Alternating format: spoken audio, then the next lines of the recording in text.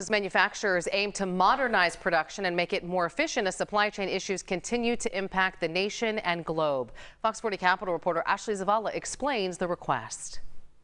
Leaders of California's manufacturing industry are asking the state to eliminate the sales tax on new manufacturing equipment purchases. It's simple.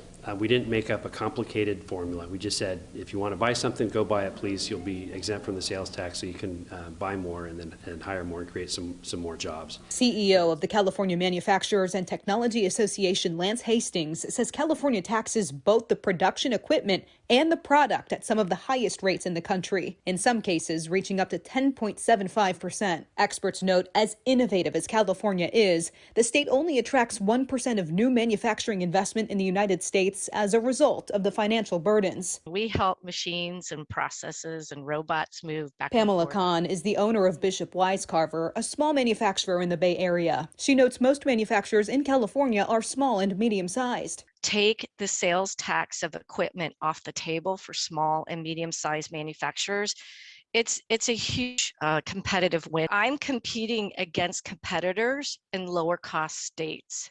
If I can produce my products more efficiently by staying on top of the technology and using the latest equipment, it allows me to stay in California and keep my pricing to my competitors somewhat competitive. Manufacturers say by slashing the tax, it could give businesses more purchasing power to modernize their equipment to be more efficient and up to date. They also say the industry in California could grow even more, expanding the workforce and bringing in potentially billions more into the state's economy. We are the #1 producing state in the country.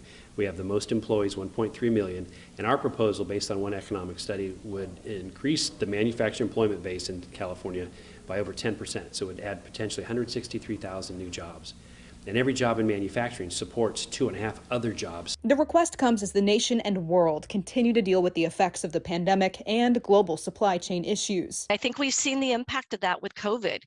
When we don't have the ability to make what this state needs, it really puts the state at risk for future growth. Industry leaders are hoping lawmakers approve the request either through state budget negotiations this spring or through a bill, AB 1951. The bill has no registered opposition. In Sacramento, Ashley Zavala, Fox 40 News.